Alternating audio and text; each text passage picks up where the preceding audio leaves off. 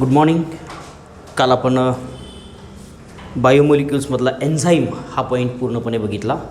त्याच्यानंतर आपण मला वाटतं मेटाबॉलिक ॲक्टिव्हिटीज किंवा मेटाबॉलाइट्स काय असतात किंवा मेटाबॉलिझम काय असतं आणि कुठल्या प्रकारचे वेगवेगळे आस्पेक्ट मेटाबॉलिझमचे असतात, कुठल्या प्रकारच्या रिॲक्शन असलेल्या बघायला मिळतात, त्या आपण जराशा रिवाईज केलेल्या आहेत.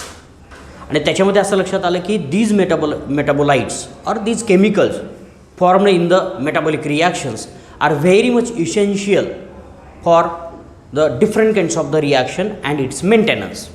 That is, these are very much responsible for the homeostasis of the body. बॉडीच्या होमिओस्टॅसिससाठी ते फार महत्त्वाचं असतं. म्हणजेच आपण जर पाणी जास्त पिलो तर आपली बॉडी वॉश होते, वॉश होऊन पाणी बाहेरसुद्धा पडतं, पाणी तसंच ठेवलं जात नाही. त्याला आपण काय म्हणतो? होमिओस्टॅसिस असं म्हणतो. जर आपल्याला पाणी कमी पडलं तर आपल्याला पाणी प्यावंसं वाटतं, तीसुद्धा काय आहे? होमिओस्टॅसिस आहे. आणि ही सगळी रिॲक्शनची प्रोसेस आहे आणि ह्या सगळ्याला आपण काय म्हणतो? मेटाबॉलिझम असं म्हणतो. तर इथपर्यंत आपण काल आलो होतो. आज आपल्याला दुसरा एक छोटासा पॉईंट आहे या चॅप्टरमधला, तो म्हणजे शेवटचे बायोमॉलिक्युल्स आहेत किंवा शेवटचा बायोमॉलिक्यूल आहे. आपण वेगवेगळे बायोमॉलिक्यूल बघितले, ऑर्गॅनिक बघितले, इनऑर्गॅनिक बघितले. ऑर्गॅनिकमध्ये वेगवेगळे टाईप बघितले, मॅक्रोमॉलिक्यूल होते, मायक्रोमॉलिक्यूल होते. मायक्रोमॉलिक्यूलमध्ये दोन प्रकार बघितले, लिपिड्स आणि दुसरा होता तो म्हणजे मेटॅबोलाइट्स. मेटॅबोलाइट्स त्याच्याऐवजी आपण काय म्हणणार आहोत? त्याला सेकंडरी मेटॅबोलाइट्स. सेकंडरी मेटॅबोलाइट्स.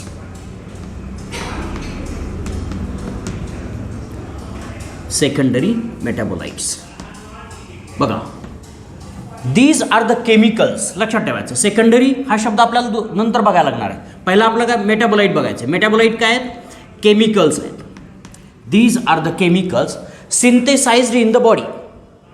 ठीक आहे, आपल्या बॉडीमध्ये जे केमिकल सिंथेसाइज केले जातात त्यांना आपण काय म्हणतो? मेटॅबोलाइट म्हणतो. कालच्या कॉन्सेप्टमध्येही आपण तेच बघितलं. काय की एखादी रिॲक्शन होते, त्या रिॲक्शनमध्ये एखादा मॉलिक्यूल प्रोडक्ट म्हणून बाहेर येतो आहे. ठीक आहे, साधं सिंपल, एक just for a shake of information आपण जरा सर बघितलं तर आपल्याला काय लक्षात येईल? ग्लुकोज आहे, बरोबर? ग्लुकोज आहे आणि ह्या ग्लुकोजचं कन्व्हर्जन कशात होतं आहे? आपल्याला CO2 प्लस H2O होतं आहे, बरोबर? आता हा CO2 जर आपण बघितला, याला आपण सेकंडरी मेटाबोलाइट म्हणू शकतो, because it is not useful for the body. Still it is synthesized within the body. बॉडीला इसेन्शियल आहे का? आपल्या बॉडीला गरजेचं आहे का? त्याची गरज आहे का आपल्या बॉडीला? नाही आहे. तरीसुद्धा तो आपल्या बॉडीमध्ये तयार होतो as a by product of a reaction. काय? As a by product of a reaction. आणि म्हणून अजून दुसरं आपल्याला सांगता येईल किंवा वेस्ट मटेरियल आहे असं म्हटलं तरी चालेल, doesn't matter. These chemicals are nothing but the metabolites. असे कुठल्या कुठल्या प्रकारचे मेटाबोलाइट्स असतात? Large number of metabolites are there. वेगवेगळ्या प्रकारचे असतात. फॉर एक्झाम्पल, जर आपण ग्लुकोजचंच एक्झाम्पल घेतलं, ग्लुकोज, आता ह्या ग्लुकोजचं कन्व्हर्जन काय केलं जातं? 1, 2, 3, 4 अशा छोट्या छोट्या रिॲक्शन्स होतात, भरपूर रिॲक्शन्स होतात. And these reactions are responsible for formation of alcohol. Alcohol in the yeast. ईस्टमध्ये काय तयार होतं? अल्कोहोल तयार होतं, बरोबर? These alcohol is not at all essential for the yeast. ईस्टसाठी हे अल्कोहोल गरजेचं आहे का? नाही आहे. Still this alcohol is synthesized in the body as a byproduct and this byproduct is nothing but the metabolite. Clear? Metabolite. जेवढे काही product synthesise केले जातात रिॲक्शनमध्ये, वेगवेगळ्या रिॲक्शनमध्ये, त्या सगळ्यांना आपण काय म्हणणार आहोत? मेटाबोलाइट असं म्हणणार आहोत. These are the chemical synthesized during metabolic activity. During metabolic reactions म्हणा किंवा ॲक्टिव्हिटी म्हणा, रिॲक्शन्स, मेटाबॉलिक रिॲक्शनच्या वेळेस जे केमिकल तयार झालेले बघायला मिळतात त्या केमिकल्सला आपण काय म्हणतो? मेटॅबोलाइट असं म्हणतो. Then what is secondary metabolites?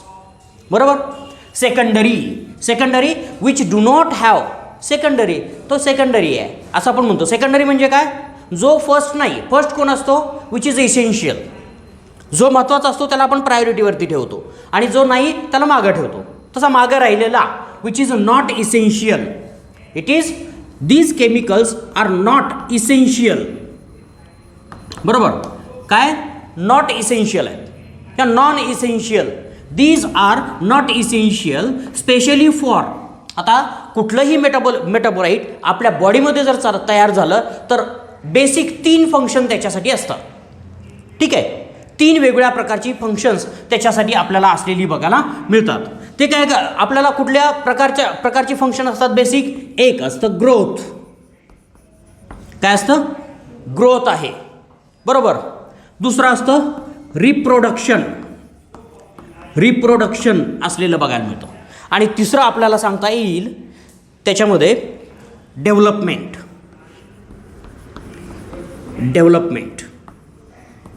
अशा 3 प्रकारचे फंक्शन्स, बेसिक फंक्शन्स आपल्याला सांगता येतील. एक आहे ग्रोथ, दुसरं आहे रिप्रोडक्शन आणि तिसरे आहे डेव्हलपमेंट. ह्या 3 गोष्टीसाठी सगळे आपण ही धडपड करतो आहोत. कुठल्याही प्रकारची धडपड असू द्यात. ही कशासाठी करतोय? एक ग्रोथ, डेव्हलपमेंट आणि लास्टली फॉर द रिप्रोडक्शन. याच्याशिवाय लाईफ नाही. हे सगळं याच्यासाठी चाललेलं आहे. आणि या सगळ्यामधून काय होतं? मेंटेनन्स होतो. म्हणून हे सगळे केमिकल्स आपल्या बॉडीमध्ये तयार होतात. एक तर ते कशासाठी वापरले जातील? ग्रोथसाठी वापरले जातील. एक तर कशासाठी? डेव्हलपमेंटसाठी वापरले जातील. आणि दुसरं रिप्रोडक्शनसाठी वापरले जातील. ठीक आहे, काही साध्या गोष्टी असू द्या, कुठलीही गोष्ट घ्या, कुठलीही गोष्ट. Why I am producing energy? माझ्या बॉडीमध्ये एखादी रिॲक्शन होते आणि त्या रिॲक्शनमध्ये एनर्जी तयार होते. कशासाठी होते? ग्रोथ आणि डेव्हलपमेंटसाठी होते. आणि देन रिप्रोडक्शनसाठी होते. ठीक आहे, आता ग्रोथ आणि डेव्हलपमेंट कशासाठी असते? मुवमेंट आहे, आपण सगळी मुवमेंट करतो. आता मुवमेंट कशासाठी करायची? बघा, मुवमेंट कशासाठी करायची? Because we need a food material to form a energy. Energy तयार करण्यासाठी मला फूड मटेरियल पाहिजे. हे फूड मटेरियल जर मला तयार करायचं झालं तर मला एका ठिकाणाहून दुसऱ्या ठिकाणी जावं लागतं, जायलाच पाहिजे. त्याच्याशिवाय फूड मटेरियल मिळणार नाही. तुम्हाला कोण जिथं बसला आहे तिथं आणून देणार नाही. त्याला एक म्हण आहे, दे रे हरी पलंगावरी, म्हणजे झोपून तुम्हाला कोण खायला देणार नाही आहे, असा त्याचा अर्थ. तसं ग्रोथ आणि डेव्हलपमेंट करायसाठी you have to move and for that movement also there is a need of a energy. And that energy is produced during this metabolic reaction. But in this secondary metabolite, these metabolites are not essential for. These metabolites are not essential for growth, reproduction and development, and therefore these are called as a secondary. म्हणून काय म्हणायचं त्यांना? Secondary असं म्हणायचं. Clear? Secondary या शब्दाचा अर्थ लक्षात आला काय? की ग्रोथसाठीही लागत नाहीत, रिप्रोडक्शन ही साठीही लागत नाहीत आणि डेव्हलपमेंटसाठीही लागत नाहीत. त्यांना काय म्हणायचं? सेकंडरी मेटाबोलाइट्स असं म्हणायचं. Just for a sake of information, alcohol. आता सध्या आपल्याकडे काय? अल्कोहोल आहे, बरोबर. अल्कोहोल काय? सेकंडरी मेटाबोलाइट आहे. म्हणू शकतो आपण it is a secondary metabolite. There is a no such kind of the utilization for a alcohol. अल्कोहोलसाठी कुठल्याही प्रकारच्या ग्रोथसाठी वगैरे अल्कोहोल लागत नाही. आणि मग काय होतं? याच्यातून दुसरा उद्देश साध्य झालेला बघायला मिळतो. आता काय उद्देश साध्य केला जातो? हे वेगवेगळ्या प्रकारचे ऑर्गॅनिझम्स असतात. What different organisms are responsible for synthesizing this secondary metabolites? For example bacteria आहे, बरोबर. Bacteria synthesize secondary metabolite. बॅक्टेरियामध्ये सेकंडरी मेटाबोलाइट्स तयार होतात. स्पेशल सेकंडरी मेटाबोलाइट म्हणतोय मी. छोटे आपण घेत नाही, अल्कोहोल वगैरे या डोक्यातच घेत नाही आपण. ॲडव्हान्स्ड, ज्याचा काहीतरी इतर गोष्टीसाठी उपयोग होतो, अशा प्रकारच्या मेटाबोलाइटबद्दल आज बोलतोय आपण. छोट्या carbon dioxide, yes it is a metabolite, secondary metabolite. But we don't think of that metabolite. त्या मेटाबोलाइटबद्दल आपण विचार करत नाही. ठीक आहे, आपण जरा थोड्याशा ॲडव्हान्स्ड मेटाबोलाइटबद्दल विचार करतोय आणि त्याला आपण सेकंडरी मेटाबोलाइट असं म्हणतोय. ठीक आहे, बॅक्टेरियामध्ये सेकंडरी मेटाबोलाइट तयार केली जातील. फंगीमध्ये आहेत, वेगवेगळ्या फंगल एजंट्स असतात, फंगल स्पीसीज आहेत. त्या सगळ्या फंगल स्पीसीज काय करतात? मेटाबोलाइट्स तयार करतात. त्यांच्यामध्ये सुद्धा सेकंडरी मेटाबोलाइट्स तयार झालेले बघायला मिळतात. आणि प्लांट्स आहेत, प्लांट्समध्ये सुद्धा आपल्याला सेकंडरी मेटाबोलाइट्स तयार झालेले बघायला मिळतात. तुम्ही साधा एक छोटासा पार्ट कधी बघितला असेल, डिंक बघितला आहे? डिंक प्लांटपासून तयार होतो, माहिती आहे? प्लांटला कधी बघितलं की नाही मला माहीत नाही. तुम्ही जे हे जरा जंगलामध्ये वगैरे फिरून आले की तुम्हाला एक्सपिरियन्स येतात. काहीतरी एक स्टेम असतं, झाडाचं मोठं बुंदा आहे आणि त्या बुंद्याला काय असतं, छोटंसं असं बल्कमध्ये गम तयार झालेला बघायला मिळतो. तो खाल्ला तरी चालतो. बऱ्याच वेळा आपण खातो. डिंक लाडू खाल्ले की नाही कधी? ते डिंक लाडू आपण खातो. ठीक आहे. आता प्लांटला त्याचा काही उपयोग नसतो म्हणून प्लांट ते बाहेर काढतं. लक्षात ठेवा, प्लांटला काहीही उपयोग नसतो. That is also secondary metabolite. ते सुद्धा काय आहेत? सेकंडरी मेटाबोलाईट असलेले बघायला मिळतं. Although they are rich in energy.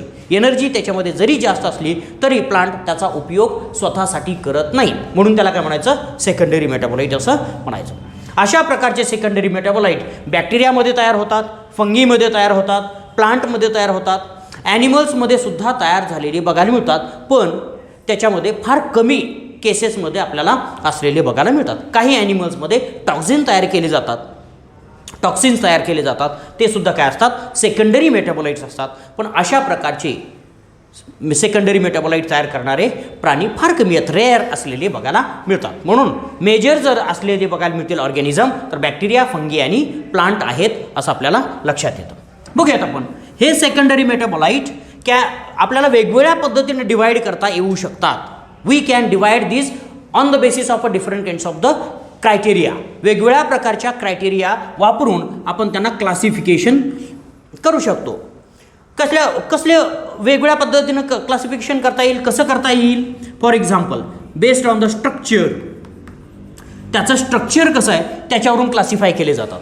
आपल्याला पूर्ण क्लासिफिकेशन बघायचं नाही आहे, कारण ते तुमच्या सिलेबसमध्ये नाही आणि ते बघायला गेलो तर खूप मोठं होईल. त्याच्यामुळे आपण बघणार पण नाही आहोत. फक्त आपण बेसिक काय क्रायटेरिया वापरले जातात किंवा कुठल्या गोष्टी कन्सिडर केल्या जातात कशासाठी, तर क्लासिफिकेशनसाठी त्या बघणार आहे. बेस्ड ऑन द स्ट्रक्चरवरून त्याच्यावरती आपण क्लासिफिकेशन करतो. For example, may be they have ring structure. त्यांच्यामध्ये रिंग स्ट्रक्चर असेल किंवा स्ट्रेट लाईन असेल. Straight line may be sugar compound असतील, बरोबर, शुगर त्याच्यामध्ये असेल. स्ट्रक्चर, कुठल्याही प्रकारचं स्ट्रक्चर, केमिकल स्ट्रक्चर जे काही असतील ती सगळी केमिकल स्ट्रक्चर या स्ट्रक्चरल क्लासिफिकेशनमध्ये तुम्ही ॲड करू शकता. So secondary metabolites can be classified based on the structure. May be of ring structure असेल, मे बी कंटेनिंग शुगर असेल. अशा पद्धतीनं आपल्याला हे स्ट्रक्चरवरून क्लासिफिकेशन करता येईल. त्याचं कंपोजिशनसुद्धा आपल्याला बघता येईल. कंपोजिशनमध्ये कुठल्या प्रकारचे स्पेसिफिक मॉलिक्यूल त्याच्यामध्ये आहेत ते आपल्याला बघता येईल. कुठले आपल्याला केमिकल्स स्पेशली असलेले बघायला मिळतील. फॉर एक्झाम्पल, आपल्याला OH ग्रुप असलेला बघायला मिळेल. शुगरसुद्धा ॲडिशनल असेल तर आपण कंपोजिशनमध्ये त्याला घेऊयात.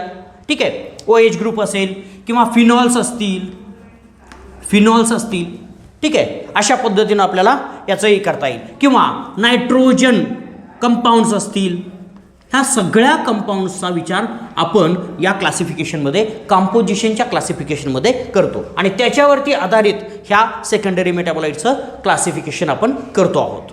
किंवा आपण ज्या वेळेस हे सेकंडरी मेटाबोलाइट तुम्ही फ्युचरमध्ये स्टडी कराल त्यावेळेस तुम्हाला या गोष्टीचा विचार करायला लागेल. क्लासिफिकेशन करताना तुम्ही फक्त आणि फक्त कंपोजिशन बघाल किंवा दोन्हीचं कंबाईन कराल. स्ट्रक्चर आणि कंपोजिशन हे दोन्हीही कंबाईन कराल. तर अशा पद्धतीनं आपल्याला याचंसुद्धा क्लासिफिकेशन बघता येईल. तिसरं क्लासिफिकेशन आपल्याला याचं असलेलं बघा, based on the pathways in which they are produced. Pathway काय असतो बघा? पाथवेज इन विच these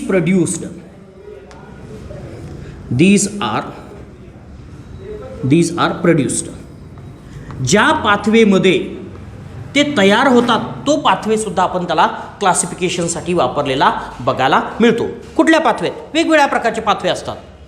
म्हणजे फॉर एक्झाम्पल, आता ग्लुकोज आणि ग्लुकोजचं ब्रेकडाऊन करून काय तयार होतं? पायरुविक ॲसिड तयार होतं. ग्लायकोलिसिस पाथवे आहे. हा एक ग्लायकोलिसिस पाथवे आहे. जर एखादा मेटाबोलाइट ग्लायकोलिसिस पाथवेमधून तयार झाला तर त्याला ग्लायकोलायटिक मेटाबोलाइट असं म्हटलं तरी चालेल. तसं या कुठल्या पाथवेमधून आपल्याला तयार झाला आहे त्या पाथवेवरून सुद्धा त्याचं क्लासिफिकेशन आपल्याला करता येतं. आणि शेवटचं क्लासिफिकेशन आपण त्याच्यावरती ह्या सेकंडरी मेटाबोलाइटचं करू शकतो बेस्ड ऑन द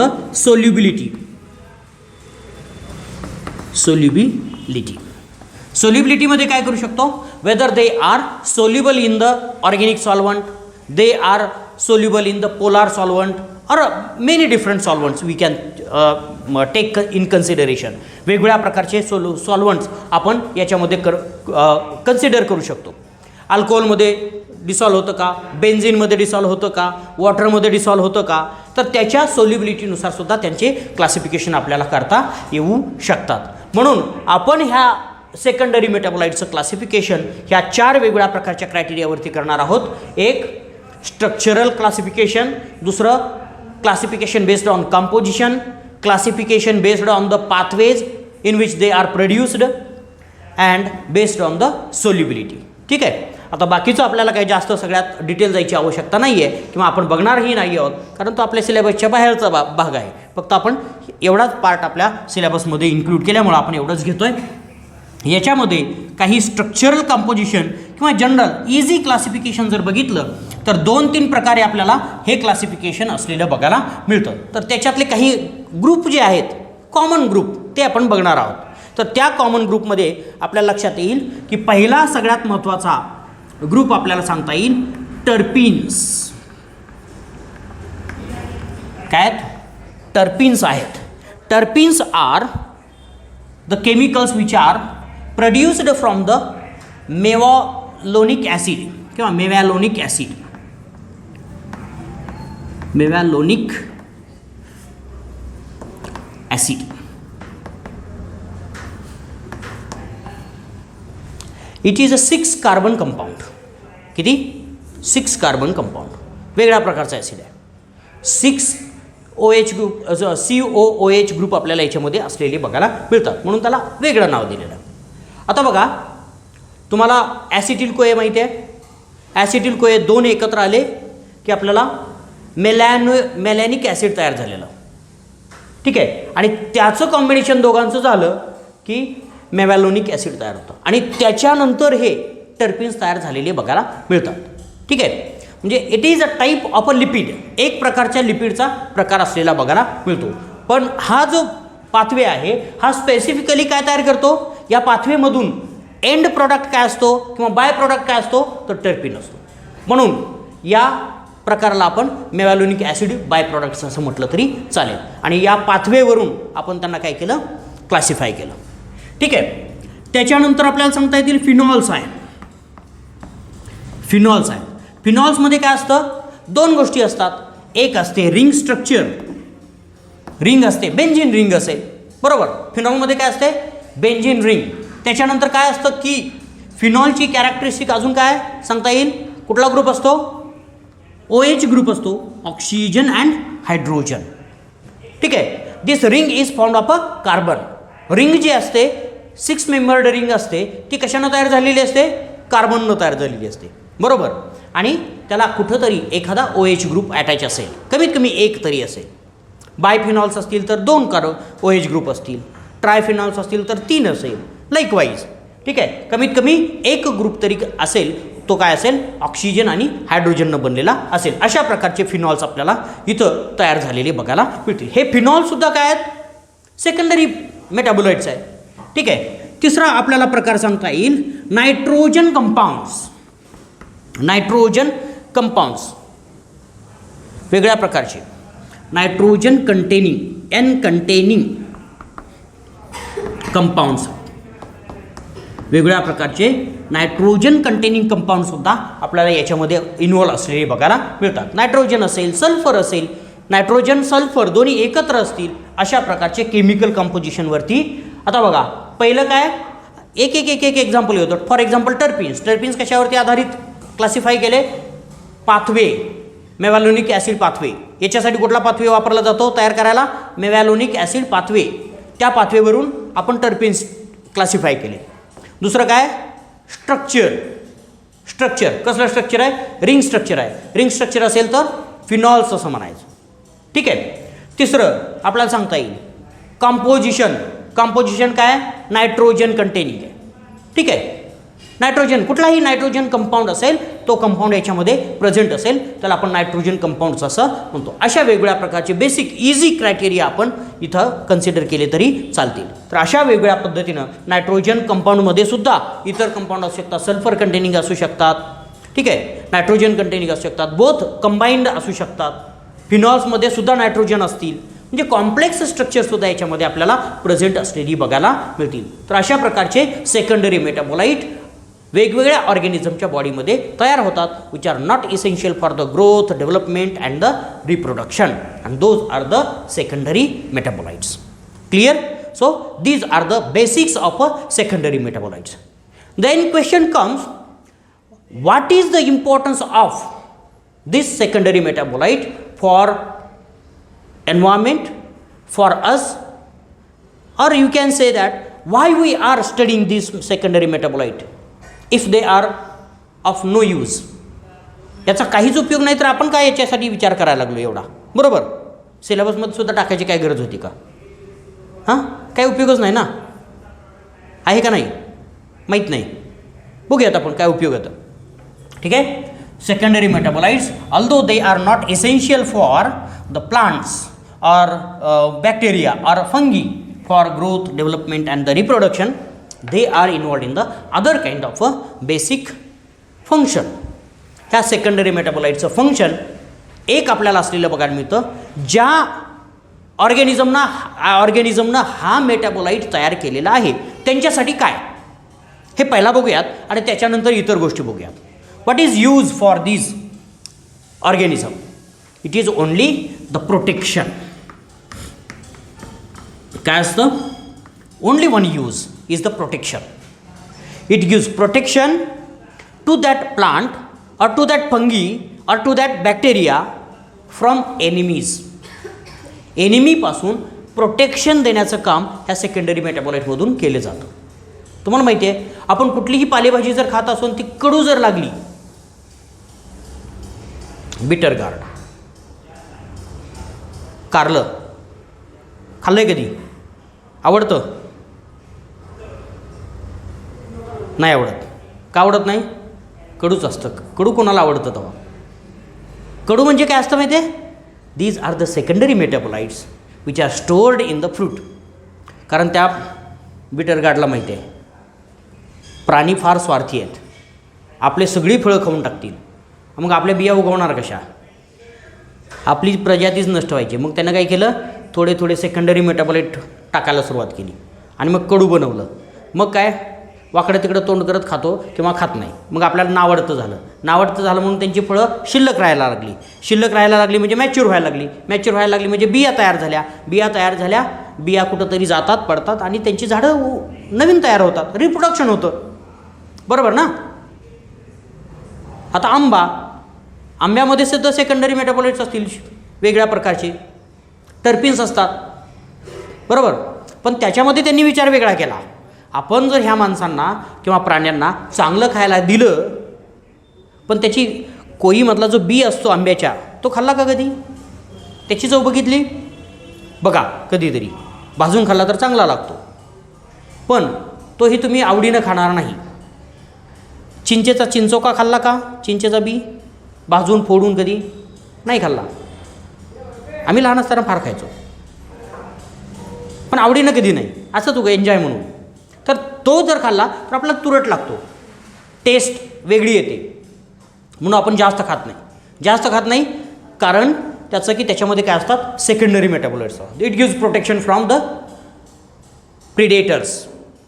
दुसरे प्रेडेटर्स आहेत, म्हणजेच आपल्यासारखे त्या बियांना खाणारे किंवा फळांना खाणारे प्राणी आहेत, त्यांच्यापासून संरक्षण करण्यासाठी आपल्याला अशा प्रकारचे सेकंडरी मेटाबोलाइट त्यांच्यामध्ये स्टोअर केलेले बघायला मिळतात.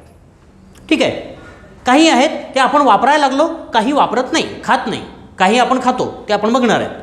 ठीक आहे, तर एकच लक्षात ठेवायचं की कुठल्याही ऑर्गॅनिझममध्ये जर सेकंडरी मेटाबोलाइट तयार होत असतील लार्ज क्वांटिटीमध्ये, तर त्यांच्यामध्ये एकाच कारणासाठी तयार होतात आणि ते त्यांना प्रोटेक्शन देऊ शकतात. दुसरं एक चांगलं एक्झाम्पल सांगता येईल, अँटीबायोटिक्स प्रोड्यूस्ड बाय फंगीनं अँटीबायोटिक्स तयार केले. कशासाठी? दुसऱ्याची ग्रोथ थांबवण्यासाठी आणि स्वतःची ग्रोथ जास्त होण्यासाठी. ठीक आहे, तर त्यांना काय होतं, प्रोटेक्शनसाठी फक्त फायदा होतो, नाहीतर त्यांना दुसरा फायदा काही नाही, एनर्जी वगैरे काही मिळत नाही. ठीक आहे, बघूयात आपण ह्युमन बिईंगसाठी इकॉनॉमिकल इम्पॉर्टन्स काय आहे. These secondary metabolites are highly important in the economy, and therefore these secondary metabolites can be considered as economically important. Economic importance असं म्हणूया. इकॉनॉमिक इम्पॉर्टन्स ह्या सेकंडरी मेटाबोलाइटचा इकॉनॉमिक इम्पॉर्टन्स आपल्याला काय असलेला बघायला मिळतो. पहिला सगळ्यात महत्त्वाचा आपल्याला फायदा असतो, these secondary metabolites are used as a medicines. Used as medicines, drugs. इथला ड्रगचा अर्थ वेगळा, ठीक आहे. इथला ड्रगचा अर्थ पूर्ण वेगळा आहे. आजकालच्या बातम्यांसारखा हा ड्रगचा अर्थ नाही आहे. Drugs these are always better in the less quantity for our body. These acts as a curative agent for any kind of a disease. डिसीजसाठी क्युरेटिव्ह एजंट म्हणून काम करतात, पण ते कमी कॉन्सन्ट्रेशनमध्ये असल्यानंतर. आणि जास्त कॉन्सन्ट्रेशनमध्ये असल्यानंतर त्याचं काय आपल्याला सांगता येणार नाही. कदाचित आपल्याला कुठल्या चॅप्टरमध्ये असेल तर ते आपण शिकूया. मेडिसिन्स सगळे वेगवेगळ्या प्रकारचे मेडिसिन्स असतात. हे काय असतात? सेकंडरी मेटाबॉलिक प्रॉडक्ट्स असतात. These are all secondary metabolic products आपल्याला असलेली बघायला मिळतात. वेगवेगळ्या प्रकारचे डिसीज असतील, त्या डिसीजच्या ट्रीटमेंटसाठी आपल्याला मेडिसिन म्हणून याचा उपयोग केलेला बघायला मिळतो. कुठल्या कुठल्या प्रकारचे डिसीज असतील बघा. फॉर एक्झाम्पल इन्फेक्शियस डिसीज असतील. इन्फेक्शियस डिसीज आहेत वेगवेगळ्या प्रकारचे इन्फेक्शियस डिसीज.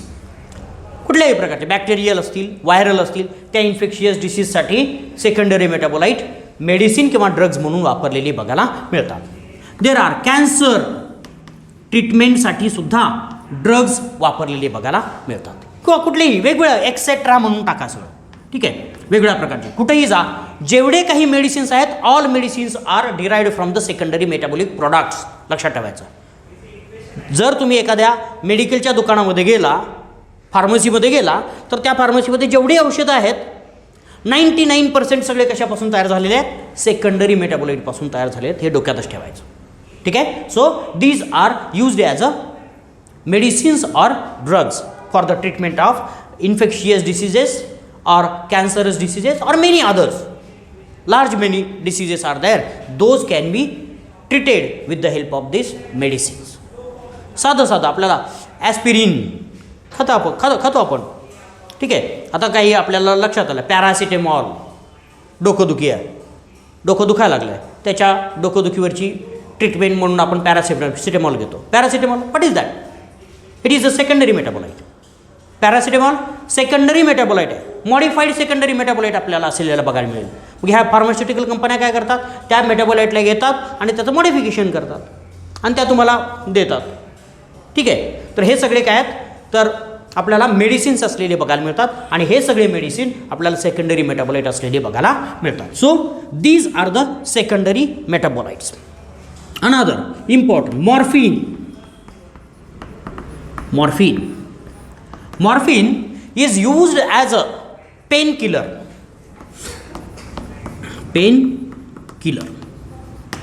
बघा, जास्तीत जास्त वेळेस काय केलं जातं? पेन रिलिव्हर म्हणून वापरला जातो. पेन रिलिव्हर. आपल्याला जर वेदना होत असतील त्यावेळेस आपल्याला मॉर्फिन कामाला येतं, ठीक आहे. मॉर्फिन आपल्याला जास्तीत जास्त याचा वापर असलेला बघायला मिळतो. किंवा आपण जे काही सर्दी खोकला वगैरे झाल्यानंतर जे काही औषधं असतात, सिरप असतात, त्याच्यामध्ये सुद्धा मॉर्फिनचं प्रमाण असतं.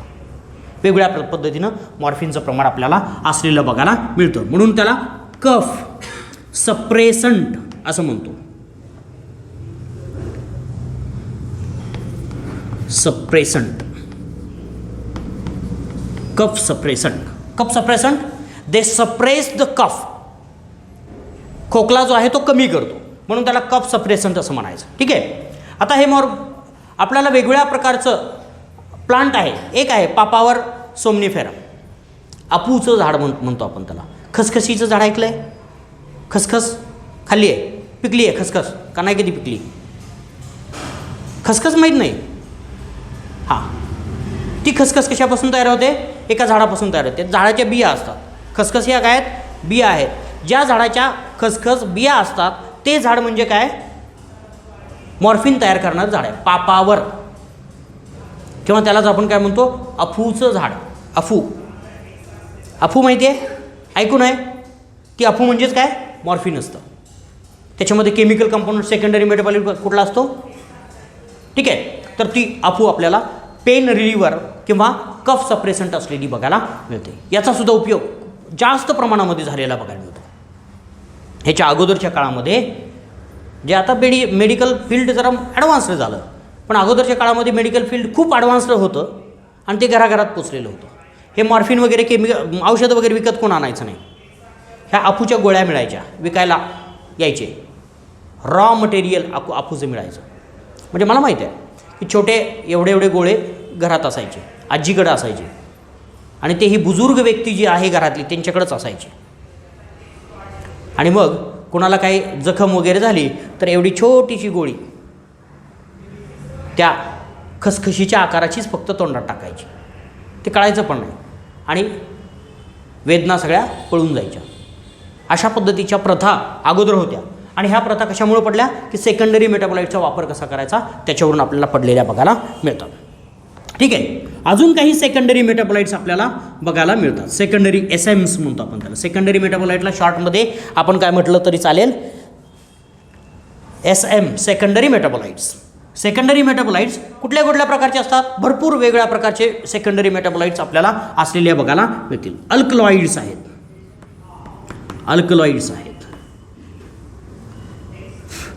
त्याच्यानंतर आपल्याला सांगता येईल निकोटिनॉइड्स,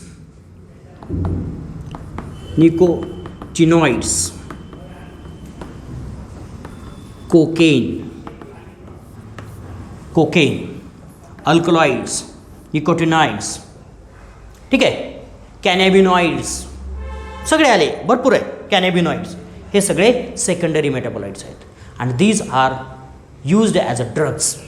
आत्ता खरं ड्रग्स, आता जे आपण सगळे बातम्या वगैरे बघतो, मागच्या 8 दिवसापासून चालली आहे बातमी, तर त्या बातमीमध्ये कुठले आहेत, हे सगळे आहेत. ठीक आहे. हे सगळे जे आहेत त्याच्यामध्ये आहेत. These are stimulant. हे काय म्हणून वापरले जातात, स्टिम्युलंट. लक्षात ठेवायचं. म्हणून कधी स्टिम्युलंट हे काय असतात, they are giving you energy to do something. Stimulant म्हणजे काय, तुम्हाला प्रोत्साहित करतात. कशासाठीही करतील, पण ते दुसऱ्यांनी करायची काय गरज पडायला पाहिजे. माझा प्रश्न लक्षात आला. दुसऱ्यांनी यांची काय गरज पडायला, आपणच स्टिम्युलेट व्हायला पाहिजे प्रत्येक गोष्टीला. स्वयंप्रेरित आपण म्हणतो. म्हणून काही कधीही लक्षात ठेवायचं, यांच्या आहारी जायचं नाही. ही लोक स्वयंप्रेरित कधीच नसतात. ही लोक अशा प्रकारची लोक कधीच स्वयंप्रेरित नसतात. ते दुसऱ्यावरती अवलंबून असतात. कशावरती, एकतर अल्कलॉइड्सवरती असतील, निकोटिनॉइड्स असतील. म्हणजे फार विचित्र प्रकार आहेत हे. ठीक आहे. निकोटिनॉइड्स, तंबाखूमध्ये जे केमिकल असतं निकोटीन असतं. ठीक आहे. त्या निकोटीन कुठल्या करले, सेकंडरी मेटाबॉलाइट निकोटिनॉइड्स. त्याला आपण आपल्या बोलीभाषेमध्ये निकोटीन असं म्हणतो. ठीक आहे. तर हे तंबाखूमधले जे आहेत, तंबाखू सेवन करणाऱ्यांना तंबाखूशिवाय जमतच नाही, स्टिम्युलेटच होत नाही ते. मग त्यांना डिप्रेस झाल्यासारखं वाटतं. ठीक आहे. डिप्रेस झाल्यासारखं वाटतं, मग तंबाखूचा एक विडा खाल्ला की त्यांना बरं वाटतं. असे लोक आहेत ह्या जगामध्ये. ठीक आहे. कोकेन आणि हे फार लांबचं आहे, पण आता आपल्याकडं जवळचं उदाहरण आपण बघितलेलं असतं. आसपास आपल्या असतात कितीतरी, तुम्हीही बघितली असतील, कदाचित आपले पालकही असतील त्याच्यामध्ये. तर कधीतरी आपलं बोलता म्हणायचं चांगलं नसतं, एवढंच म्हणायचं. काय आपण जास्त सल्ला द्यायला जायचं नाही कोणाला, कारण आपल्यापेक्षा मोठे असतात. पण सल्ला द्यायला विसरायचं नाही, हळूच सल्ला द्यायचा. त्या माणसाला पण कळायला नाही पाहिजे याच्यामध्ये निकोटीन असतं. अभ्यास करतोय असंही वाटेल. आमच्या पप्पांना सांगून मी केलं बरं का. मी फक्त एकदा दोनदा सांगितलं, पण नंतर त्यांना लक्षात आलं, त्यांनी सोडलं. माझ्या सांगण्यामुळं असं मला वाटत नाही, पण एकदा सांगितलेलं मी, चांगलं नसतं, काय बोलले नाहीत. तर हे अशा गोष्टी काय स्टिम्युलंट असतात किंवा स्टिम्युलंट म्हणून वापरले जातात. किंवा रिक्रिएशन. आता त्यांना रिक्रिएशन हा आपल्या टेक्स्टमधला शब्द आहे, पण बोलीभाषेतला शब्द त्याला रेव पार्टीज असं म्हटलं जातं. काय म्हणायचं त्याला, रेव पार्टीज. याच्यासाठी हे सगळ्यांचा उपयोग केलेला बघायला होतो, which is not a good thing. ही कुठल्याही प्रकारची चांगली गोष्ट नाही, कारण याचा परिणाम आपल्या मेटाबॉलिक ॲक्टिव्हिटीवरती एवढा होतो की metabolic activities are dependent on these different kinds of the stimulants. जर तुम्हाला दुसऱ्या औषधावर, म्हणून लक्षात ठेवायचं, औषधं कधीही घ्यायची नाहीत. कुठल्याही प्रकारच्या टॅबलेट्स कधीच खायच्या नाहीत, डॉक्टरनं दिल्या तरी. काय म्हणतो मी, कंडिशन आहेत, पण डॉक्टरनं दिल्या तरी याच्यावरती कंडिशन एकच आहे की तुम्ही तुमचा असेसमेंट केलं पाहिजे. मला फ्रेश वाटतंय का आत्ता, वाटतंय, so I don't need anything. जर मी आजारी पडलेलं असेल, खूपच त्रास होत असेल, then you can go for कुठल्याही मेडिसिन्स म्हणून वापरलेले जातात, त्याच्यामध्ये असतात ते. हे सुद्धा मेडिसिनमध्ये वापरले जातात, लक्षात ठेवायचं. हे अल्कलॉइड्स मेडिसिनमध्ये वापरले जातात. There are some medicines they need a basic component alkaloids. There are some medicines which needs a nicotines. There are some medicines they contain cocaine असतात. पण असंही लक्षात आलं, आता आपण याच्या अगोदर एक काही मॉर्फिनचा पार्ट बघितला, ठीक आहे. असे काही ठराविक असे वयस्कर लोक आहेत की ते काय करतात, पेन किलर आणि कफ सप्रेसंट आहेत, खोकल्याचं औषध बाटल्याच्या बाटल्या पितात. असं सुद्धा लक्षात आलेलं आहे. सर्वे जर केला तर म्हातारी माणसं दवाखान्यात जातात, खोकला लागला, खोकल्याची बाटली दे, आणि पीत बसतात. ॲडिक्ट झाले त्याला. असं सुद्धा का झालेलं आहे, कारण त्या खोकल्याच्या औषधाशिवाय त्यांना चैनच पडत नाही. कफ सप्रेसंट आहे, पण त्याच्यामध्ये काय आहे, दुसरा कंपोनंट, की कंपोनंट कुठला आहे, मॉर्फिन आहे, त्याच्यामुळे ते ॲडिक्ट झाले. हे सुद्धा काय, स्टिम्युलंट आहे. शांत झोप लागते, काही अडचण होत नाही. अशा पद्धतीनं आपल्याला याची ॲडिक्शन लागण्याची सुद्धा शक्यता असते. म्हणून हे सेकंडरी मेटाबॉलाइट जास्तसुद्धा खाणं चुकीचं असतं. ठराविक ज्या वेळेस आहे, वेळ महत्त्वाची आहे. जर तुम्ही फार आजारी असाल तर आपल्याला ड्रग्ज घेतलेले, किंवा ड्रग्जला आता तो अर्थ घ्यायचा नाही, medicine nothing but the drugs. Chemical किंवा बायोलॉजीच्या भाषेमध्ये ड्रग्ज म्हणजेच मेडिसिन्स, लक्षात ठेवायचं, ठीक आहे. तर हे ड्रग्ज असतात ते आपल्याला गरजेपुरतेच घेणं गरजेचं असतं. म्हणजे डोकं दुखतं म्हणून सारखी पॅरासिटामॉल खा दररोज, नाही उपयोगाचं. काही लोकांना ते आपलं विक्स असतं, विक्स पेपर, ते लावून झोपायची दररोज सवय असते, त्याच्याशिवाय त्यांना झोपच येत नाही. असं होतं. काही मी पेशंट बघितलेले आहेत अशा प्रकारचे की त्यांना विक्स लावल्याशिवाय झोपच येत नाही, कारण त्यांनी सवय लावून घेतली स्वतःला. आणि एकदा का सवय लागली की ती सवय तोडणं फार कठीण जातं. म्हणून लक्षात ठेवायचं, तुम्ही अजून लहान आहात, कुठल्याही प्रकारचे मेडिसिन्स जास्त खायचे नाहीत. गरज असेल त्याच वेळेस खायचे. मी अजूनसुद्धा मेडिसिन्स खात नाही, कितीही आजारी असू द्या. एकदम एक्स्ट्रीम केस असेल तरच मी एखादी गोळी घेतो आणि असेसमेंट करतो. स्वतःच्याच बॉडीला स्वतः रिकवर करायची सवय लागली पाहिजे, याच्यासाठी हे सगळं करायचं. काही होत नसतं. आणि आत्ता जी सगळी पेशंट कोविडच्या काळामध्ये दिसतात, हे का जास्त त्रासदायक आहे त्यांना सगळी कंडिशन, तर त्यांच्या बॉडीला सवयच नाही आहे. वॅक्सिन घेतलं, मला काही झालं नाही, काहीच झालं नाही. काय होईल म्हणून मी भीतीनं एक पॅरासिटामॉल त्यानं दिलेली डॉक्टरनं ती खाल्ली, दुसरी पॅरासिटामॉल तशीच आहे, खाल्ली नाही आहे. दिली आहे म्हणून तेवढा कोर्स पूर्ण करा, डॉक्टर सांगतात बऱ्याच वेळा, कोर्स पूर्ण करा. आपण करायचा नाही, आपण फक्त एकच पूर्ण करायचा. आपलं रिकव्हरी, आपल्याला फील काय होतं आहे, फील चांगलं झालं. कधी कधी असंही होतं, औषधं खाल्ल्यानंतर तुम्ही जास्त आजारी पडता. जरा बारीक बघायचं, आपल्या स्वतःकडं असेसमेंट करायचं, ठीक आहे. बारीक बघायचं काय की मी औषध खाल्लं आता, तर थोड्या वेळानं मला काय फील होतं आहे, नॉर्मल फील होतं आहे, फ्रेश फील होतं आहे, आराम वाटतो आहे, की असं काहीतरी अस्वस्थ होतं आहे. अस्वस्थ जर होत असेल तर तुम्ही अजिबात मेडिसिन घ्यायची नाही. माझ्या आयुष्यामध्ये असा घटना झालेली, जास्त मेडिसिन खाल्ली, डॉक्टरने दिली म्हणून खायला लागलो आणि अस्वस्थ व्हायला लागलो. त्याच दिवशी बंद झाली आणि ती सगळी माघारी दिली. मला 3,000 रुपये त्यानं माघारी दिले. डॉक्टरनं सांगितलं होतं ते 3,000ची संपवायची. मेडिसिन खाल्लं की मी झोपायचो, आणि मेडिसिन नाही खाल्ली म्हणजे मध्ये गॅप असतो, 1-2 तास मला झोप लागायची, आणि नंतर सकाळ दुपार संध्याकाळ असतं, 2 तासानंतर मी उठायचं, फ्रेश वाटायचं. पुन्हा मेडिसिन खाल्ली की पुन्हा झोप लागायची. मग मी म्हटलं हे चुकीचं आहे, बंद केलं. तेव्हापासून तर मी कधीच मेडिसिन खात नाही. म्हणजे मला स्वतःला आलेला अनुभव हे तुम्हाला सांगतो, कारण त्याचं इथं लपलेलं आहे बघा. स्टिम्युलंट आहे, डिपेंडंट नाही राहायचं. आणि डॉक्टर आजच्या जगातले काही डॉक्टर असे आहेत की हे कामं करतात. लक्षात ठेवायचं की तुम्हाला जास्त औषध देतात, आजारी पाडतात, कारण तुम्ही सतत त्यांच्या दवाखान्यात जायला पाहिजे ना. त्याला बरोबर काही बोटावर मोजणे आहेत की डॉक्टर हे खरे डॉक्टर आहेत की त्यांना वाटतं की तुम्ही बरे होऊन घरी जावं. आणि बऱ्याचशा डॉक्टरला काय होतं की तुम्ही व्हिजिट करा सारखे. कशाला पाहिजे व्हिजिट? सारखी व्हिजिट कशाला पाहिजे दवाखान्यात? कारण त्यांचं दुकान चालणार नाही ना. असे पण डॉक्टर्स आहेत. तसे डॉक्टर झालात तर तसे होऊ नका कधीच. ठीक आहे. हां असो, कारण हा जरा सेन्सिटिव्ह विषय आहे म्हणून मी जास्त बोलत नाही, पण मला सांगितल्याशिवाय पण राहत नाही. कारण आम्ही नाही सांगायचं तर कोण सांगणार? तुम्हाला कळायला फार वेळ जाणार आहे, खूप वेळ लागणार आहे. त्याच्याऐवजी आम्ही सांगितलं तर कमी वेळ लागेल. ठीक आहे. ओके ठीक आहे. हां next use as a flavour.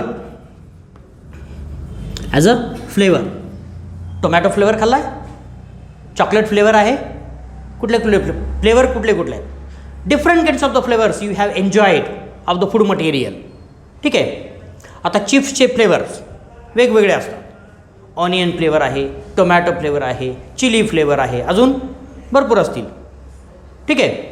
अजून चॉकलेटचे सुद्धा वेगवेगळे फ्लेवर, मँगो फ्लेवर आहे, स्ट्रॉबेरी फ्लेवरचे चॉकलेट्स आहेत आजकाल, भरपूर आहेत सगळे flavours. All those flavours are because of the secondary metabolites. And so these flavours are responsible for improvement of the food taste, improve food quality. आपण त्याला काय म्हणूयात? Improve food quality. Food quality improve करण्यासाठी हे flavours आपल्याला add केलेले बघायला मिळतात. आणि आपल्याला सतत खावंसं वाटतं वेगळा. बघा टोमॅटो फ्लेवर सगळ्यांना आवडतो, त्याला एक वेगळी चव असते. आणि ती चव कशामुळे असते तर सेकंडरी मेटाबोलाइट्स असतात त्याच्यामध्ये. भरपूर वेगवेगळ्या प्रकारचे फ्लेवर्स आपल्याला, जेवढे काही फ्लेवर्स असतील त्या सगळ्या फ्लेवर्समध्ये आपल्याला काय असलेले बघायला मिळतात? सेकंडरी मेटाबोलाइट्स आपल्याला प्रेझेंट असलेले बघायला मिळतात. And so these flavors are also because of these secondary metabolites. Then these secondary metabolites are also responsible for the other kind of conditions, and those are responsible for the protection of a plant. Protection. It gives, these secondary metabolites gives a protection from the different kinds of the enemies such as a pest. Protection from pest. पेस्टपासून protection देण्याचं कामसुद्धा कोण करतं? Secondary metabolite करतात. तुम्हाला cabbage माहीत असेल, कोबी न शिजवता खाता तुम्ही? खाता. चायनीजवरती गेल्यानंतर खात नाही का? हां खातात, मला माहिती आहे सगळं. ठीक आहे. मला सगळं टेस्ट करायला आवडतं. जाऊन आपलं कधीतरी, मी काय सारखं खात नाही, पण मला ते सारखं खायला पण नाही आवडत, पण कधीतरी मला टेस्ट उगीच आपलं चेंज म्हणून असं मला आवडतं. ठीक आहे. तर हे कॅबेज असतात, त्याचा एक वेगळा वास येतो माहिती आहे का? वेगळी टेस्ट असते. कच्चा कोबी जर खायला सांगितलं तर तुम्ही खाल का? नाही खाणार, नको वाटणार. कारण त्याच्यामध्ये सल्फर नायट्रोजन कंटेनिंग कंपाऊंड्स आपल्याला असलेले बघायला मिळतात. आणि स्पेशली तो काय ग्लुकोसिनोलेट्स किंवा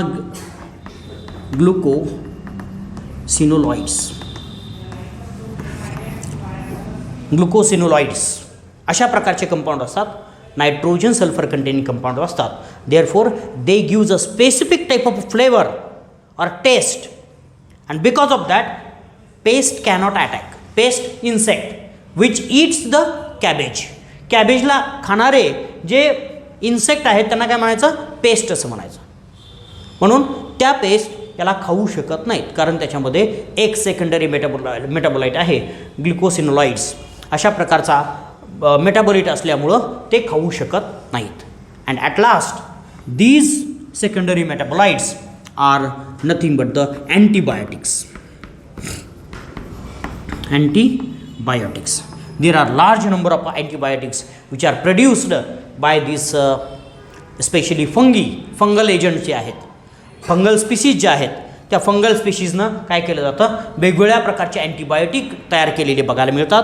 आणि त्याच्यातलं आपल्याला माहीतच आहे penicillin is a very well and famous name of a antibiotic. तुम्हाला माहिती आहे, लहानपणी कधीतरी तुम्ही अगोदरच्या क्लासमध्ये शिकला असाल अँटीबायोटिक पेनिसिलिनचा शोध कोणी लावला वगैरे वगैरे तुम्हाला माहीत असेल. तर त्या अलेक्झांडर फ्लेमिंगपासून आत्तापर्यंत अनेक वेगवेगळ्या प्रकारचे अँटीबायोटिक्स आपल्याकडं आलेले बघायला मिळतात आणि हे सगळे अँटीबायोटिक्स काय असतात, सेकंडरी मेटाबोलाइट्स आहेत. And these antibiotics are used by this organism for their own protection, त्याच्या स्वतःच्या प्रोटेक्शनसाठी वापरले जातात. But these are used in treatment of diseases, वेगवेगळ्या डिसीजची ट्रीटमेंट करण्यासाठी सुद्धा आपल्याला हे अँटीबायोटिक्स वापरलेले बघायला मिळतात.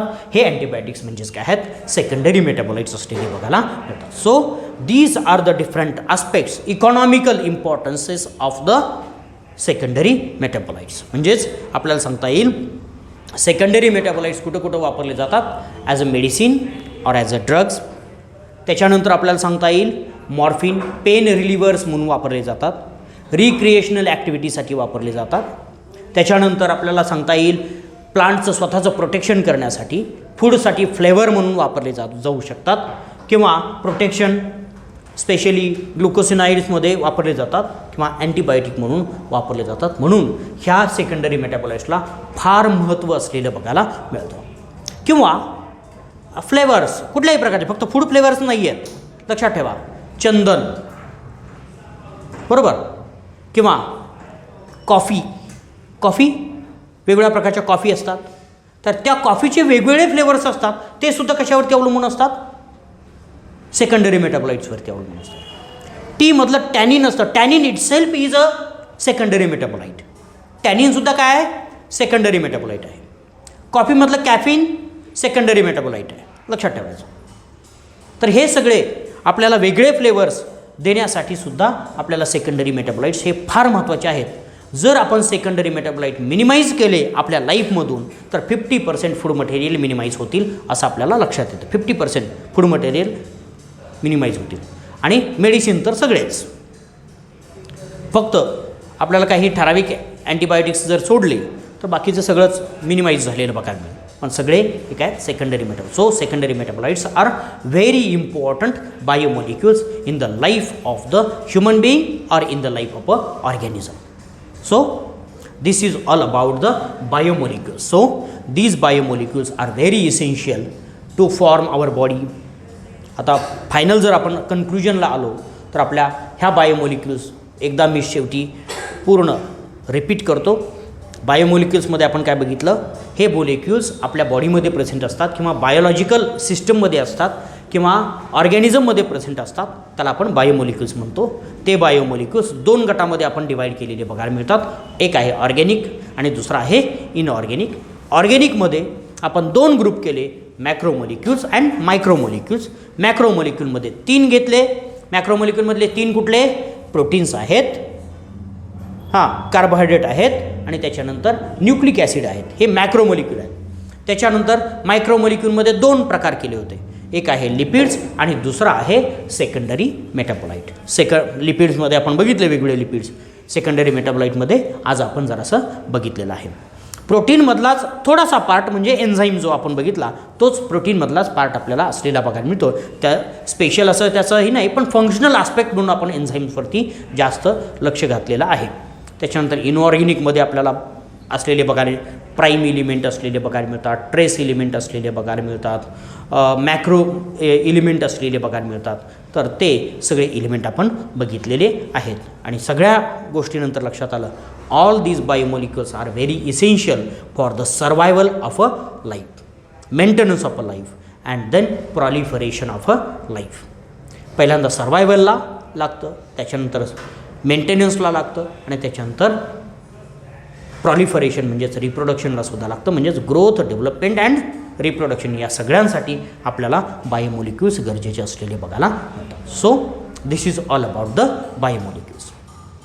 आता आपण थांबूयात. थँक्यू.